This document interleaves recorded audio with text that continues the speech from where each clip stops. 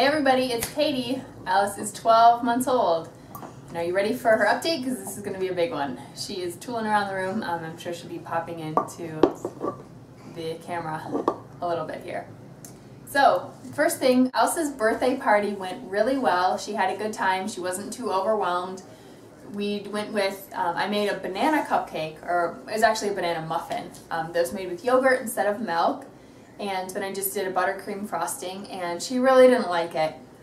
But you know, we got our pictures. It's really sort of just about the spectacle of the baby eating, you know, their little cake. So I will put a link to the recipe that I used because some people had asked about it, so I'll put that below. We went to our new pediatrician this morning, and I really am happy with him. Everything was good at her checkup. We got her new height and weight. She is long and lean. Her height was 29.5 inches, which is like the 75th percentile, and her weight is only 18.5 pounds, which is around the 10th percentile. So it looks like she's going to take after me and her dad and be on the skinny side. But the doctor was not concerned, so we aren't either. She has gotten over some of her picky eating that I complained about last month, and she's back to eating a wide variety of foods. Pretty much anything that we eat, she'll have. She likes even a little bit spicy stuff, so that makes it pretty easy on me. New foods this month are sunflower seed butter, which I made myself. We still haven't done any nuts, but I'm thinking we'll try them soon. We don't have any family history there of allergies.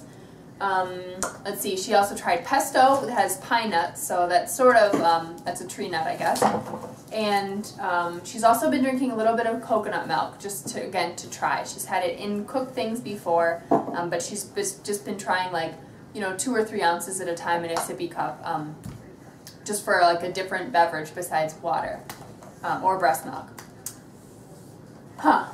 This past month she had her first fever. It was low. The highest it got was like 101.5, and that was a rectal temperature, so it was actually like the equivalent of 100.5. She didn't have any other symptoms. She just had a couple rough nights of sleep with this fever, and then she got over it. So it may have been related to teething.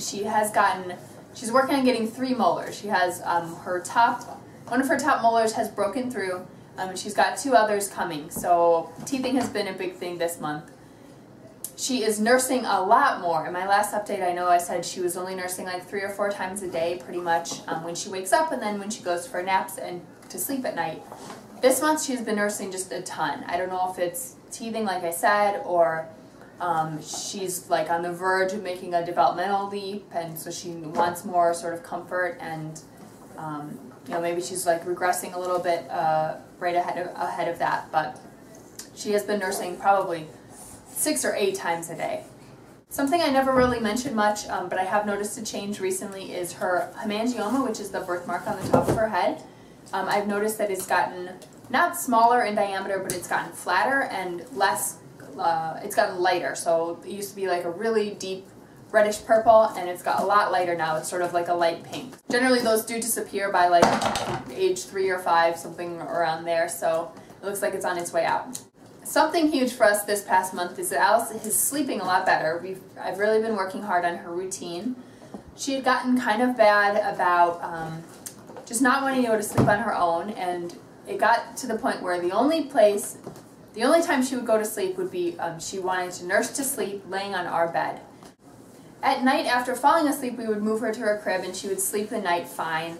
But for naps, if you tried to move her, she would just wake up. So that was a challenge. I didn't feel safe leaving her on our bed, so I felt like I always was just stuck in that room. Anyway, so I worked on getting her to fall asleep in her crib, and the first 3 days were pretty rough. It just took a really, really long time.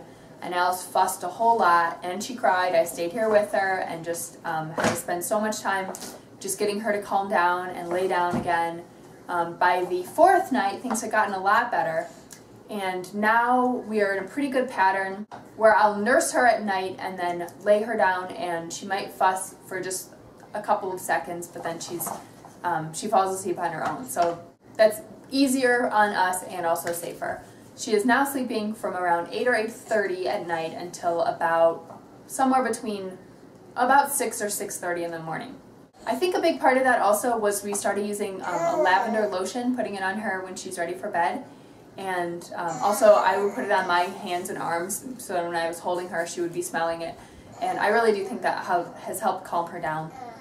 Also using the sleep sheep, it's something we used when she was a newborn, but I had gotten out of the habit. But now I'll put it on the ocean sounds, and I think that's sort of a trigger for her. Plus it helps drown out, other noises in the house since our house is so small. Alright, at this point Alice is a master crawler. She will crawl around holding things in her mouth or holding things in each hand and keep crawling. She is still just cruising on the furniture and will walk with us holding her hands, even just one-handed. And she's also standing freely, but she's not walking on her own. So that's where we're at. A couple of really cute habits that she's developed this past month. She started snuggling, like she'll snuggle up to the cats, crawl under to where they are and just lay down with them, hug them, put her face down on them and just smile. She's so cute that way. Or she'll come sort of snuggle up to us that way, or with her stuffed animals a little bit. She has started looking under things, so I think being in that position has made her notice that she can see like under the crib or under dressers.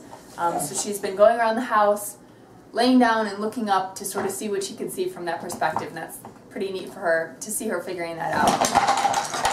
Whoa! She is a great helper. I think I talked about this a lot in my 11-month update, but she will help me take things out of the dishwasher and the laundry machines, one by one, and we name what that thing is. She hands it to me and then I put it away. It definitely makes chores go a lot slower, but I think it's a really good activity. Keeps her occupied, she's probably learning something, and hopefully pretty soon she'll be helping with some of those tasks on her own. Toy-wise, she has mastered a stacking toy. So we have this kind of thing, and she has figured out how to put the ring onto the peg and get it to fit on there. She's not perfect with sorting the colors. She's really, really into sand. We've been working on getting her sandbox all cleaned up and fixed up for her. We're not quite there, but I've put small bits of clean sand like into buckets for her to play with in the backyard, and she just loves it. Also playing with water. We've had like pool parties in the backyard, just in her infant tub. And we are looking at getting a baby pool soon so she can have a little bit more room to splash around. Alice is also initiating play a lot, so she'll decide that she wants to play peekaboo, and she'll go peek behind something and then get your attention and play peekaboo. She was just doing it right here with the crib with me. Also, she is finally having a little bit of the patience to read books, where she'll come and can actually sit in your lap and we'll look through a whole book with you. Mike and I are both big readers, so that was something we were really looking forward to. And previously, she just didn't have the attention span for it. She would just flip through really, really fast on her own, but she didn't want to sit with you and look at anything for any length of time. I will do a separate video about her favorite toys and activities from 9 months till now, but these are just some of the highlights. The only other things today are sort of about her social development. Alice now gets really excited when Mike comes home, and when she hears the door, she will run to the front door, or crawling really fast, sort of calling for Mike and looking for him. I know that must just make his day. Her separation anxiety has gotten a lot better. Mike and I were able to go to a movie in this past month, our second time away, her being babysat by a friend in this whole first year. And it was amazing. She didn't cry once. She just totally rolled with it, and whereas she still fusses sometimes, like when I leave the room if we're the only ones here. For a while, she was really just had a lot of fear of strangers and would cry if we tried to leave her with someone or if somebody else picked her up, but that's definitely gotten better. One challenging thing is that diaper changes are still a real struggle. It's like World War III every time we put her on the table.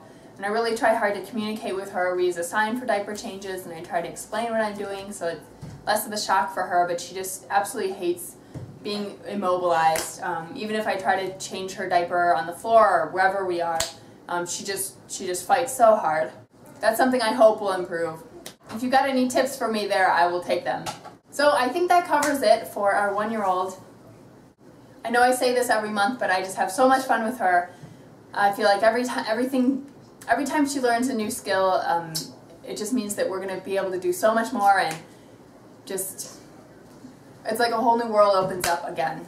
Happy birthday to all the babies out there who were born close to Alice and are also celebrating their first birthdays. And congrats to all the other parents for surviving this first year. Okay.